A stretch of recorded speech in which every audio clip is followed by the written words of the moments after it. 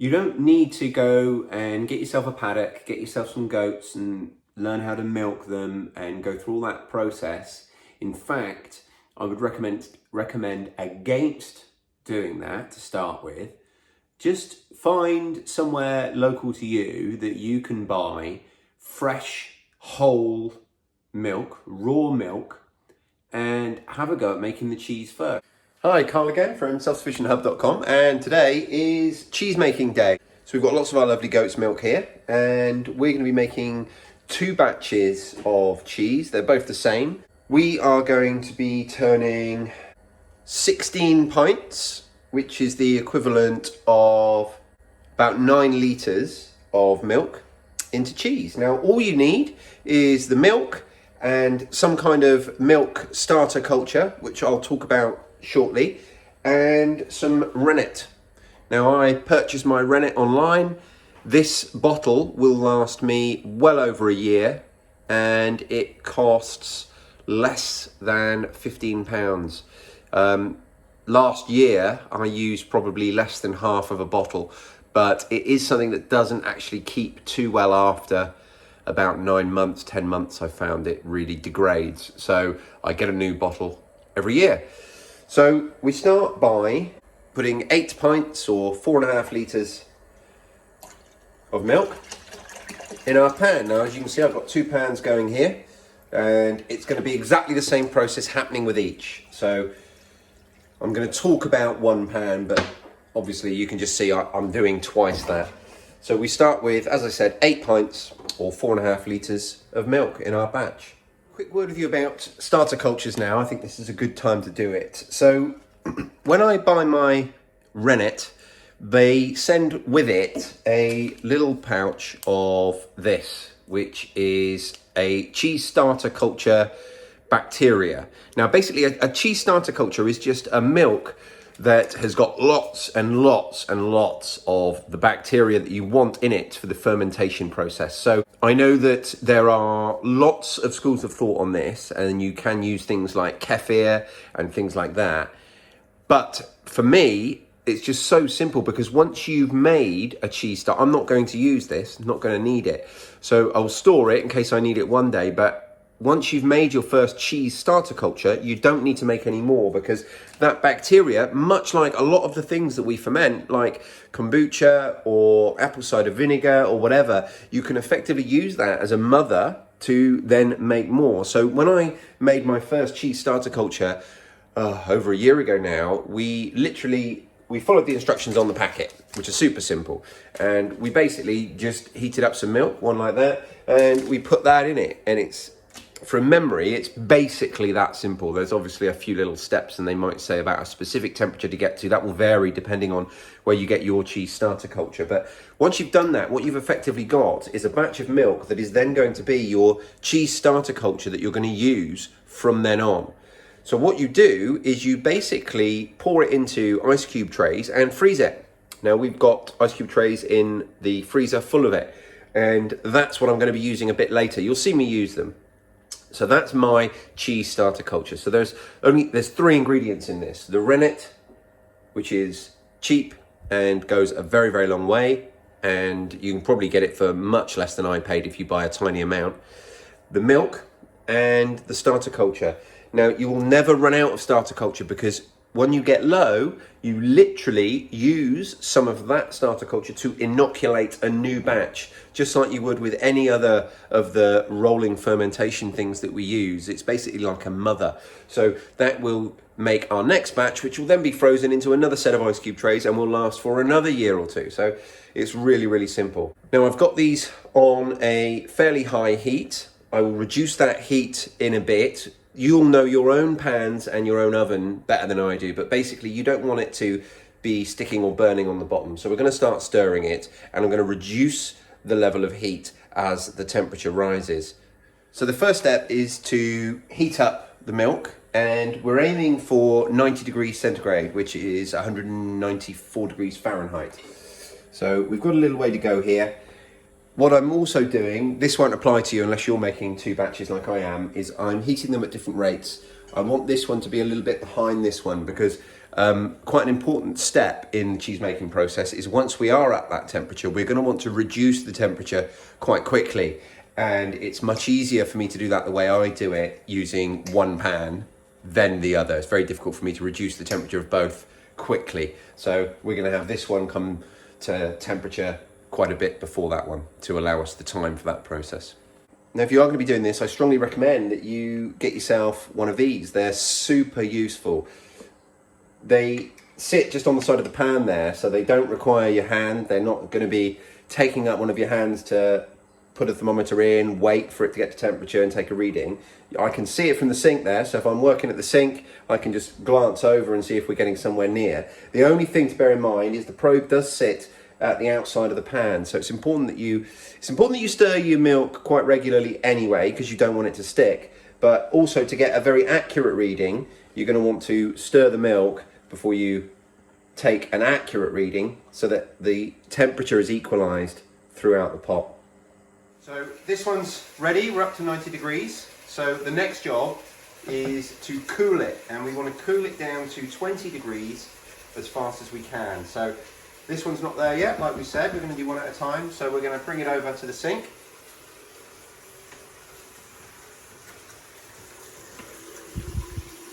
And we've got some cold running water. We're going to bring that just up above the level of the milk. I found that's the best way. What's going to happen then, obviously this is going to rise a little bit, and we're going to have this cold water all around the outside and on the underneath. And then we're going to release the plug every so often. As this water warms, we're going to let some of it out, and we're going to top it up with some more cold until we get that down to the 20 degrees that we're looking for.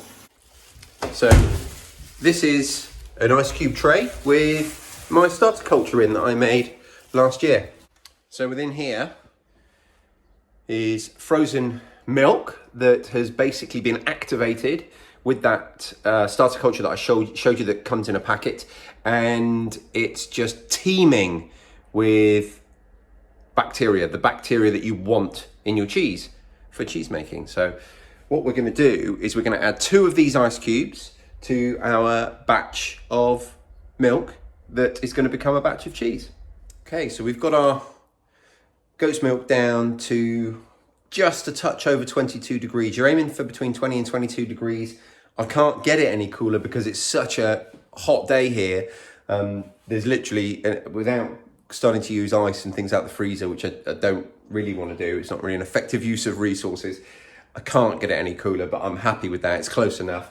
If you're able, you're aiming for between 20 and 22 degrees centigrade, which is 68 to 72 degrees Fahrenheit. Now, once you're at that temperature, the next step is super simple, like all the steps really. We're just going to add 2 ice cubes of our cheese starter culture, which is obviously going to defrost and mix in with the rest of the milk in there and become our new cheese culture.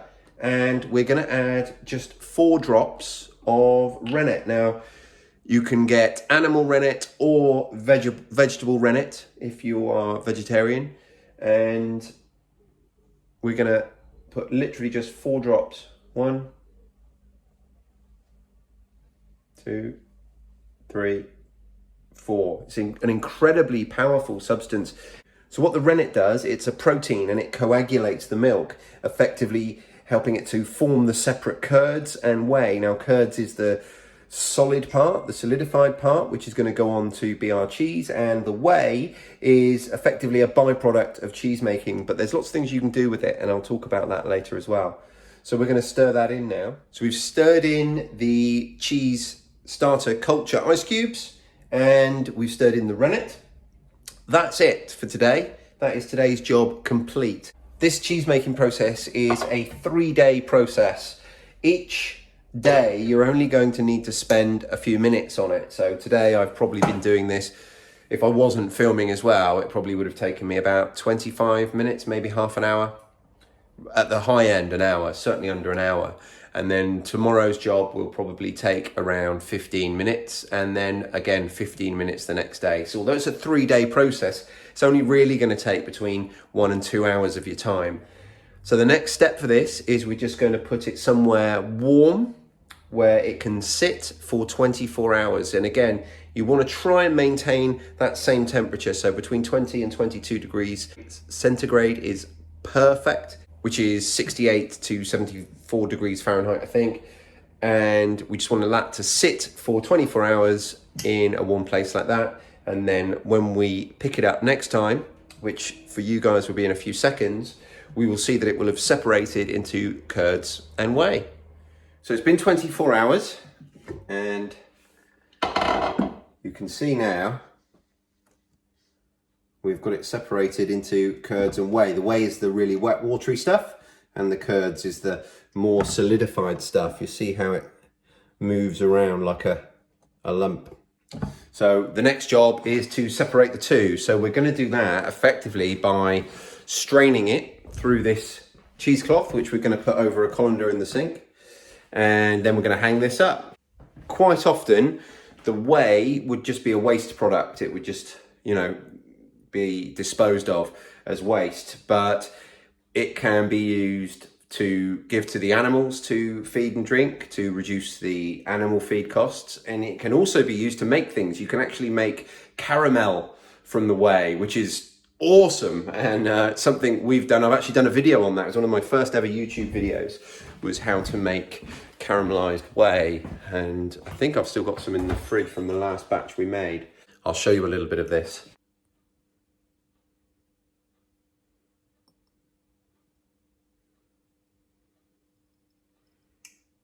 So that can be used just like regular caramel. We use it to flavor ice cream and things. So it's just amazing. It's delicious. It's super sweet and sticky and it's everything you want from a caramel. And it's made from the waste product of making milk. How crazy. So we're going to put this pot underneath our colander so that we can save the whey. Then we're going to put our cheesecloth on top of our colander, and we're going to try pouring some of our whey through that cheesecloth and separating the curds. You'll see it does splash a bit.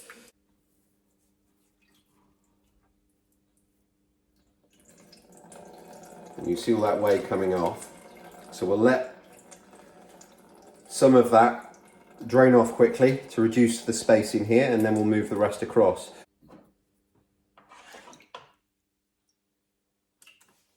So you can see this would actually be easier with another pair of hands.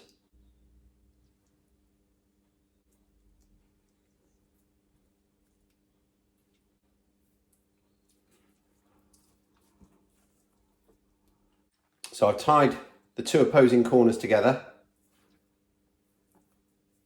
so that it makes it much easier to hold, and then I'm going to pour the rest of the whey in through one of the holes there, which is going to be a lot easier if I transfer this first into a measuring jug.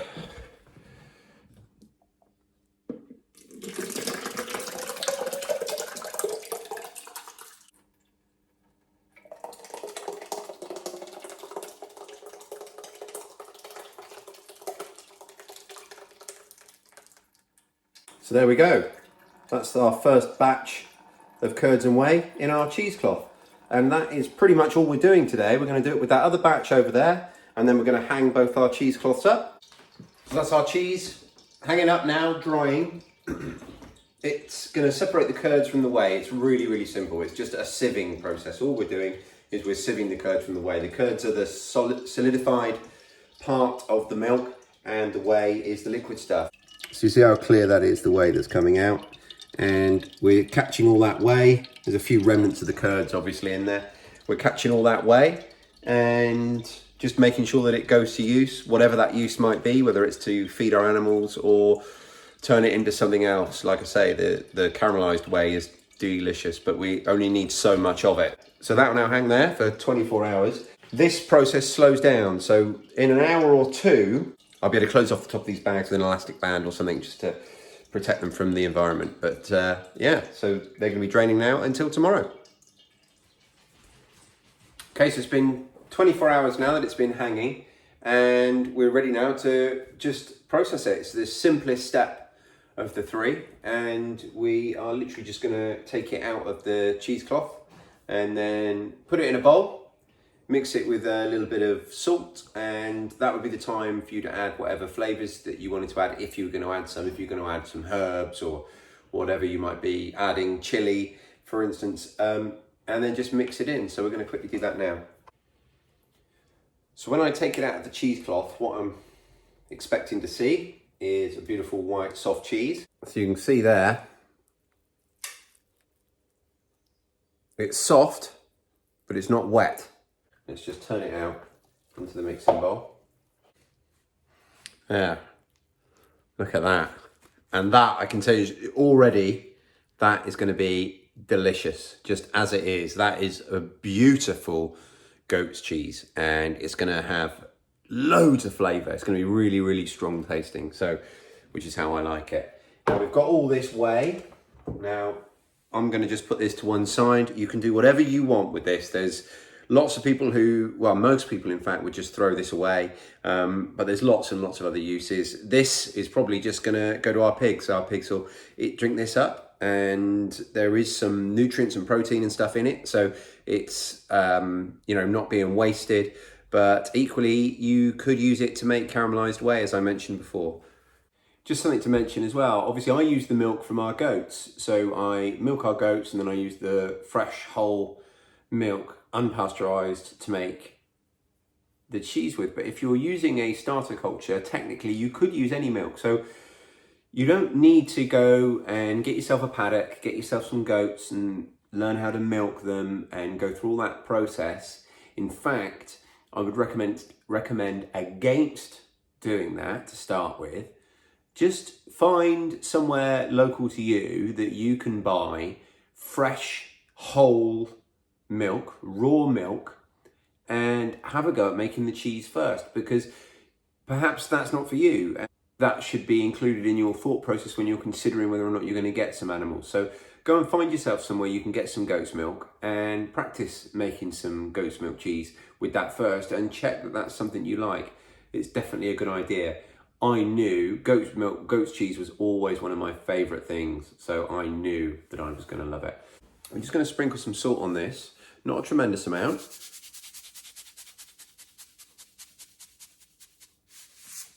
And it's a really important step, it does make a big difference. And then we're just going to turn it all in using a standard fork and make sure that it's well mixed. And I can assure you, even though it looks quite soft, it's nothing like a cottage cheese or a cream cheese. It's going to be a proper goat's cheese, this. And it's going to mature over the next few days. I would say that in about a week's time is when it's going to be at its best. And then the next thing to do is just to put it in some containers. Now it's quite important to think about how much you're going to actually use, because it's only going to keep for maybe 10 days to 2 weeks. So personally, I like to leave it to mature for a few days, about 3 or 4 days. Then I'll start eating it, and then you want to eat it within a week really.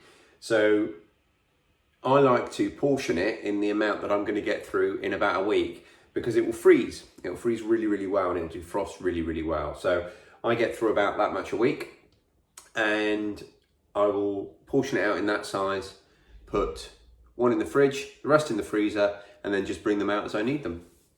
And as I said, it's quite warm here at the moment. Once this gets in the fridge, it will actually set a little bit harder than it is now and be more like the regular goat's cheese you're probably used to. But there you go. How's that? I'm going to be cheeky and lick the spoon.